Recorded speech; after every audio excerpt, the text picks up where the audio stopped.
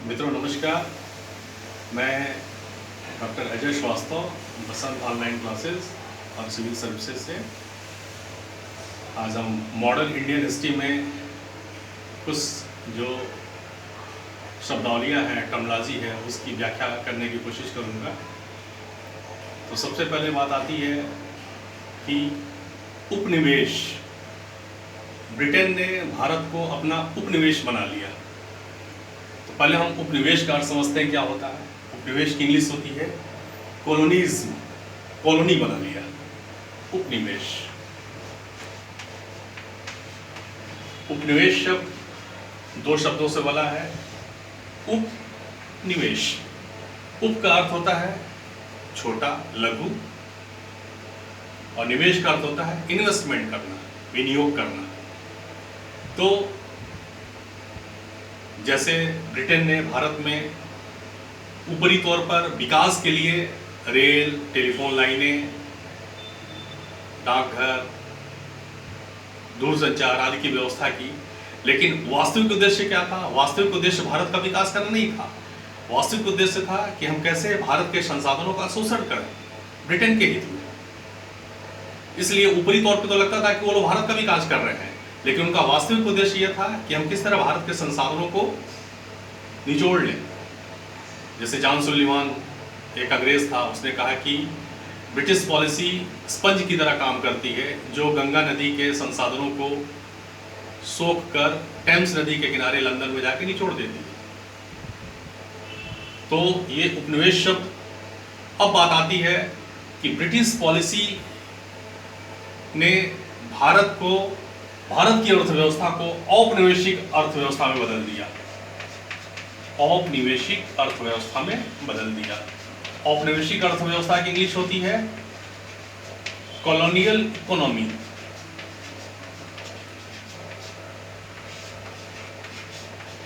Colonial economy. Colonial economy का अर्थ होता है कि ऐसी अर्थव्यवस्था जो कच्चे माल का स्रोत हो और तैयार माल का बाजार है। तो ब्रिटेन के शासकों ने खासकर 1813 के बाद जब मुक्त व्यापार की नीति भारत में लागू की गई, फ्री ट्रेड पॉलिसी, उसके द्वारा क्या किया उन्होंने? यहाँ की अर्थव्यवस्था को तोड़ दिया और भारत को केवल कच्चे माल का स्रोत बनाया और तैयार माल का बाजार बनाया। अब आती है बात, एक महत्वपूर्ण मॉडर्न इंडिया का टॉपिक है कि ब्रिटेन का जो गोल्डन एज था भारत में, उसकी सफलता का राज फ्री ट्रेड पॉलिसी थी। मुक्त व्यापार की नीति के कारण ही ब्रिटेन ने भारत को औपनिवेशिक अर्थव्यवस्था में बदल दिया। तो सबसे पहले हम समझते हैं कि फ्री ट्रेड पॉलिसी क्या होती है। फ्री ट्रेड पॉलिसी, जिसको इंग्लिश में बोलते हैं फ्री ट्रेड पॉलिसी, हिंदी में कहते हैं मुक्त व्यापार व्यवस्था। मुक्त व्यापार व्यवस्था का अर्थ होता है कि एक देश दूसरे देश के साथ जब व्यापार करे तो किसी प्रकार का आयात कर या निर्यात कर, इंपोर्ट ड्यूटी या एक्सपोर्ट ड्यूटी, कोई प्रकार का टैरिफ न लगाए, बेरोक टोक सबका सामान एक दूसरे देश में आना जाना हो, उसको मुक्त व्यापार कहते हैं। यह तभी उचित माना जाता है जब दोनों व्यापार करने वाले देशों का आर्थिक स्तर लगभग एक बराबर हो, तो बात समझ में आती है। लेकिन यहाँ पे ऐसा नहीं था। यहाँ पे ब्रिटेन में चूंकि औद्योगिक क्रांति हो चुकी थी लंदन में, इंग्लैंड में 1750 के आसपास, और भारत काफी अभी कमजोर थी यहाँ की अर्थव्यवस्था। यहाँ मशीनी युग की अभी शुरुआत भी नहीं हुई थी, तो काफी अंतर था दोनों में। तो यहाँ पे अगर राष्ट्रवादी सरकार रहती तो यहाँ पे ब्रिटेन की सरकारों को सामान को आने से रोक सकती थी, लेकिन यहाँ पे चूंकि कोई राष्ट्रवादी सरकार नहीं थी, इसलिए बेरोक टोक चीजों को आने दी। चूंकि अंतरराष्ट्रीय व्यापार का एक नियम होता है कि nurse the baby, protect the child and free the adult. इसका अर्थ हुआ कि जो छोटा बच्चा है, नवजात शिशु है, उसकी नर्सिंग की जरूरत पड़ती है।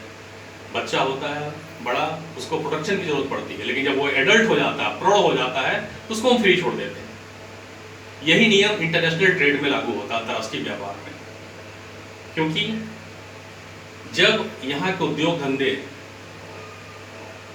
ब्रिटेन के सामानों की मुकाबला नहीं कर सकते थे तो यहाँ के उद्योग धंधों को प्रोटेक्शन की जरूरत थी, मतलब संरक्षण की जरूरत थी, प्रोटेक्टिव ट्रेड पॉलिसी अपनाना चाहिए था ताकि लंदन का सामान यहाँ पे बेरोक-टोक ना आए, यहाँ के जो घरेलू उद्योग उनको संरक्षण मिले। लेकिन चूंकि यहाँ पे कोई राष्ट्रवादी सरकार नहीं थी, उसने ब्रिटेन के सामानों को आने दिया। और ब्रिटेन ने क्या किया, भारत के सामान को बेरोक टोक अपने यहाँ नहीं जाने दिया, अपने यहाँ उन्होंने प्रोटेक्टिव ट्रेड पॉलिसी अपनाई, संरक्षणवादी व्यापार नीति अपनाई ताकि भारत के निर्यात को रोक दे। और इस तरह उन्होंने पूरी भारत की अर्थव्यवस्था को ध्वस्त कर दिया और पूरी भारत की इकोनॉमी को उन्होंने केवल कच्चे माल का स्रोत और तैयार माल का बाजार बना दिया। यही ट्रेड पॉलिसी।